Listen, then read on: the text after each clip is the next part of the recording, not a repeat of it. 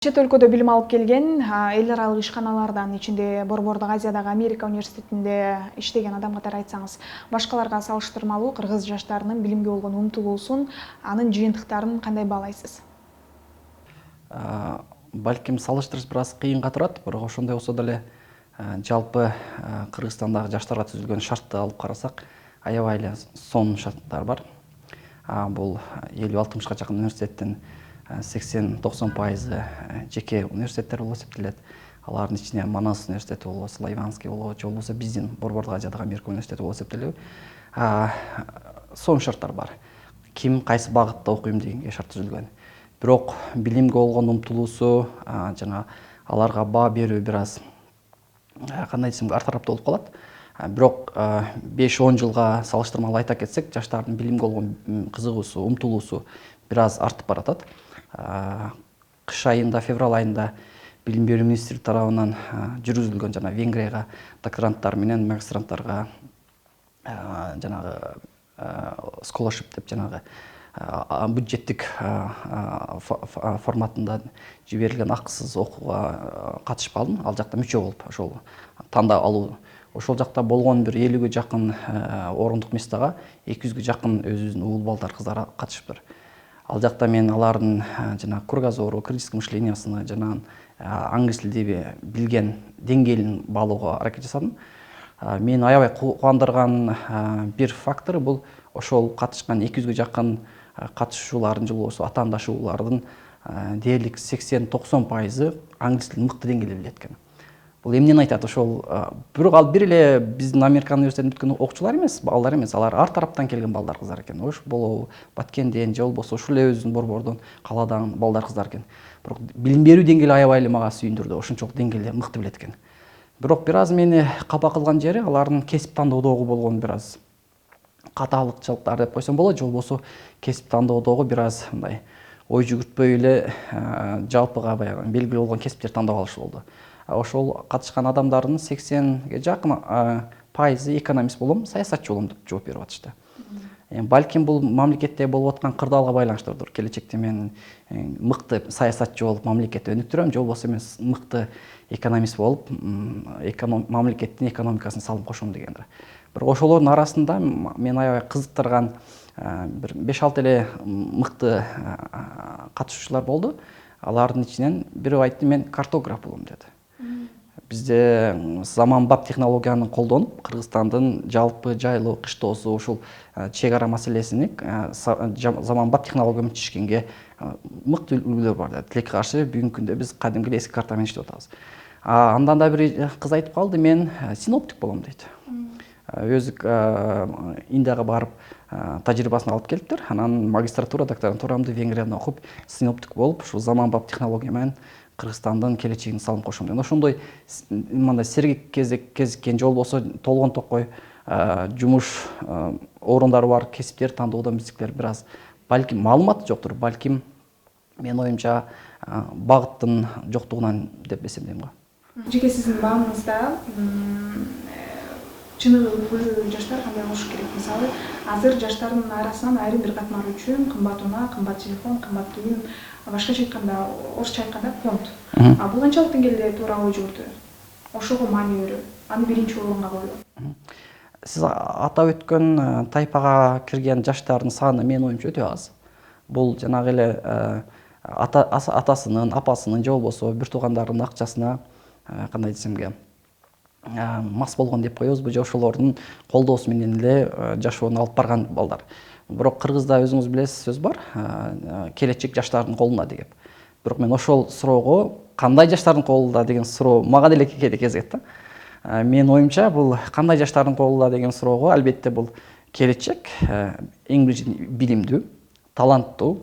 Анан Кыргызстанда жашагандыктан Кыргызстандын жалпы жаштары балким ошол Кыргызстандын баалуулуктарын, кыргыздын баалуулуктарын билген, мыкты, эми аябай терең билбесе деле. Бирок ошол эле учурда замандын талабынан артта калбаган, ошолорду айкалыштырып, мекенди, жерини, элини сүйгөн жаштардын колунда деп айтмакчымын. Мен өзүм Япониядан окугандыктан, ал жакта мен алардын өтө жакшы жактарын көп алууга, байкоого аракет жасадым. Алардын түздөн түз өнүккөндөрүнүн бир себеби кайсы гана улут болбойсун, кайсы гана дин болбойсун, кайсы гана мамлекет болсун, ошолордун өзгөчөлүктөрүнүн мыкты сапаттарыны өздөрүнүн баягы жапон маданияты аркылуу сиңирүүгө аракет жасашат. Бул өтө таң калыштуу нерсе. Ошол эле көрсөңүз аябай бийик үйлөргө кирсеңиз, ичинде өздөрүнүн эле жанагыдай кадимки япон стилиндеги үйлөр курулган, же болбосо жатаканалары, же болбосо тарбиядагы орду ошол өздөрүнүн укура каада салттарын сактаган, бирок жаңы форматта, жанагы заманбап форматын сактап калган. Менин оюмча келечек албетте билимдүү, таланттуу, эл жерин сүйгөн, ошол эле учурда кыргыздын баалуулуктарын билген, бирок ошол эле учурда замандын талап кылган мыкты кандай десең технологияларды билген, билимдердин ээси болгон жаштардын колунда. Кыргызстанда 3 жыл катары менен санариптештирүү жылы деп жарыяланды. Дал ушул убакыт аралыгында окуу системасын санариптештирүү, жаңы технологияларды колдонуу менен бул системаны жаңы тепкичке чыгаруу боюнча көзгө көрүнөрлүк кандай иш-аракеттер болду? Санариптештирүү саясаты өтө сонун саясат болгон. Заман талабына жана билгендей эле 2 жыл мурун башталган, өтө сонун. Бирок албетте бул өтө чоң ресурсту талап кылат. Өтө чоң финансылык болобу, же болбосо техникалык каражатты талап кылат. Ошол эле учурда адамзаттын ошол адамдык ресурстары, то есть ошол технологияны билген мыкты инсандар керек. Жалпы алып карасак, бул бир эле Кыргызстан эмес, балким жалпы дүйнө жүзү буга бир аз даяр эмес эле. Себеп дегенде баягы улуттук, же болбосо традиционный баягыдай класска кирип, бетме бет жолуккан сабак берүүдөн такыр эле онлайн форматта өтүш бир аз кыйын болду. Бирок мен өзүмдүн жеке примеримде, же болбосо мисалымды айтсам, жаштар ушунчалык баягы ийкемдүү болуп экен, ушунчалык тез көнүшөт экен баардык форматка. Кээ бир учурларда сабак берип атканда мен деле баягы технологиялардан анча-мынча маселелерден кыйналып калып аттым. Ошондо студенттерим мага сайт берип атканды көрүп аттым. Агай, мынаны бассаңыз мындай болот, же мындай кылсаңыз мындай болот депчи. Мен ойлойм, албетте бул бир аз кыйынчылыкка турганы менен келечекте аябай чоң бизге сабак жана аябай чоң бизге кандай десем тажрыйба болду деп эсептейм.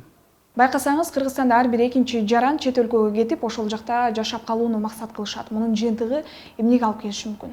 Бул балким кандайдыр бир жаш деңгээлдеги, жаш курактагы кызыккан ар бир адамдын ичиндеги толгон токой баягы кыялдар болот, ошондордун бири болуп эсептейм. Бирок адам баласы барып, ошол чет мамлекеттерди көрүп, окуп, анан кайра эле ошол суроо бере алат. Мен эмне кылышым керек, эме кандай салым жасашым керек деп. Былтыркы жылы мен Америкага барып, конференцияга катышып, анан Чикагого барып, Чикагодо аябай чоң кыргыз коомчулугу бар экен, 3000-4000ге жакын. Алар менен жолугуп калдым. Ошондо деле жаш, аябай мыкты балдар, кыздар менен сүйлөшүп аттым. Алардын берген суроосу эле Кыргызстанда жашоо кандай? Биз барсак кандай жашоо кылабыз? Ушунчалык маяна менен жашап кете аламбы деген баягы суроолор болуп атты. Бирок дээрлик 80-90% ошолор кайра Кыргызстанга келүү, балдарыны кыргыздын маданиятынын негизинде тарбиялоо, ошону байкап аттым да, суроолорунан эле байкап аттым. Барган, чет мамлекет чыккан, алардын тажрыйбасы үйрөнгөн бул өтө сонун нерсе. Өтө сонун нерсе. Дүйнөнү алып карасаңыз, Турция деле ушундай болгон. Канча миллиондогон өзүнүн адамдары миграцияга Германия, башка мамлекеттерге барып, ошолордун технологиясын, билимин өнүктүрүп, бирок кайра 3-чү поколениясы муну Турцияга берген жардамын салыштырып карасаңыз, өтө чоң салым кошуп коюшкан. Мен деле ойлойм, эгер Кыргызстандан чыгып кетсе деле, бирок кандайдыр бир түз болбосо деле косвенный пайдасы болот деп эсептейм. Сиз Японияда окуп, анан кайра Кыргызстанга келип калышыңызга эмне себеп болду? Өзүңүздүн каалооңуз же балким ушул ситуация ошого түрттү?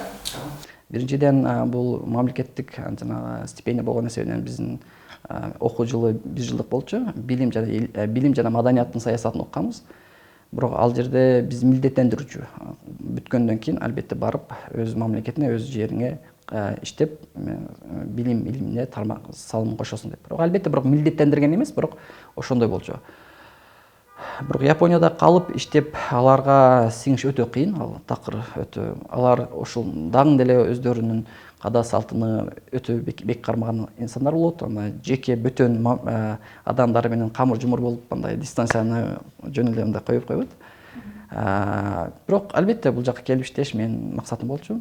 Жаштарга билим берип, жаштарга салым кошкон, өнүгүүсүнө салым кошкон. Сиз жаштар менен иштеп келесиз да, анан аларды өнүктүрүү боюнча кандай сунуштар болуп жатат? Азыр мисалы маалыматтын заманында жашап атабыз, аябай маалымат көп, ошонун жакшысын жаманын ылгай билүү, балким дагы кандай сунуштарды айта аласыз ушул боюнча? Өтө сонун суроо. Тилекке каршы интернет барактарында өтө эле көп маалымат бар. Анан маалыматтын баары эле туура деп айтуу өтө кыйын. Кээ бир учурлар тилекке каршы жаштарыбыз ошол туура эмес маалымат, туура эмес багытка кирип келген учурлар бар. Мен сунушум эми жалпы платформа жок болгон эсебинен балким өзүнүн ата энеси болобу, чоң байке эжеси болобу, ошолордун кеңешин алып, же болбосо мектептеги ага эжекелер менен бир аз кеңешсе деп ойлойм. Анан жөндөн жөн эле жанагындай онлайн форматында чакырууларга бир аз баш тартып деген ойдо. Анан өнүгүү аябай шарт түзүлгөн. Азыр тиркемелер өтө көп, онлайн форматта акысыз билим алуу да өтө көп. Бул менин оюмча бул жерде бир эле адамдын, окуучулардын кызыгуусу керек бул жерде. Келечекте мыкты адам, мыкты адис болуп, өзүмдүн мамлекетиме мыкты салым кошо алам деген кабыл керек. Билим алуунун терс жактары барбы? Айтайын дегенибиз, окумуштуулар, билимдүү, көптү билген адамдар тобокелчиликтен коркот деген жыйынтыктарды чыгарып келишет. Ал деле ооба, андай сунуш бар. Бирок тобокел кылсак деле билимдүү адамдар, алар билимдүү кылышат. Жанагындай кеңешип кескен бармак оорубайт демекчи, кыргыздын макалы өтө сонун. Кеңешип оң тарабын, сол тарабын эске алып туруп чечим чыгарышат.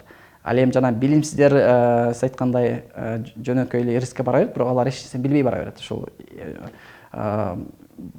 максатыма жетүү саясатында же болбосо жана жолумда эмне кезиксе аны ошол чечип кетем. Бирок билимдүү адам албетте бул балким рисктерин ойлонушат, мүмкүнчүлүктүн ойлонушат, кадамдарын баарын эске алуу менен жасайт.